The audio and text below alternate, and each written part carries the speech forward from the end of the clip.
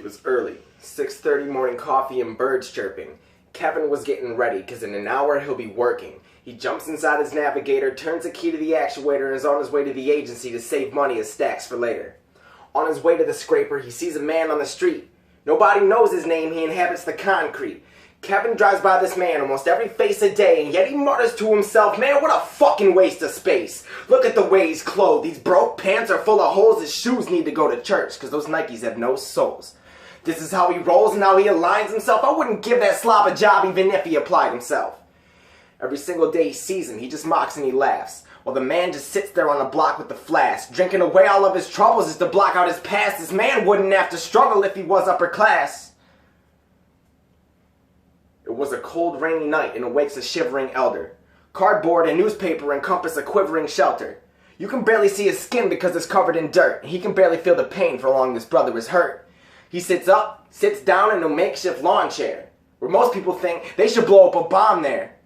He keeps to himself and sips a trash can refreshment, reminisces days before he lost his wife and life investment. Every single day he sees Kevin pull into 7-Eleven. The man watches him walk in across from the intersection. What the man doesn't know, Kevin's hope is in no direction. He gets Vicodin from the clerk to cope with his pill obsession. Every single day he sees him though, he wishes he could be Kevin.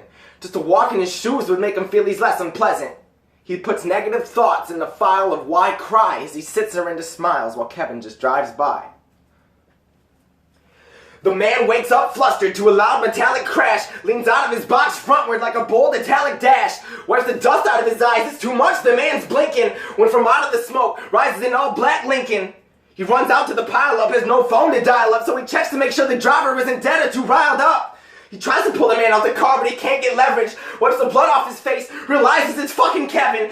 Kevin's eyes open, he panics and yells, help me. He says, I'm fucking stuck, I need someone to unbelt me. The man grabs him out the crash, says, what did you crash for? Then he sees a bunch of pills all over Kevin's dashboard. The man runs off in a dash, goes to grab his only flask, says, today there's 2 things going into the fucking trash. He grabs up all of Kevin's pills to dispose of all the evidence, where he burns it in a bin behind the local liquor residence.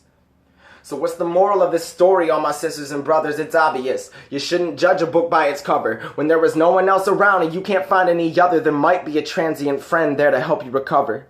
So before you judge again, look in the mirror with both eyes. Would you point, hate, laugh, joke, or even criticize? So before you slash and slice and stab backs with poison knives, think twice. This man could save you if you drown in a moistened life.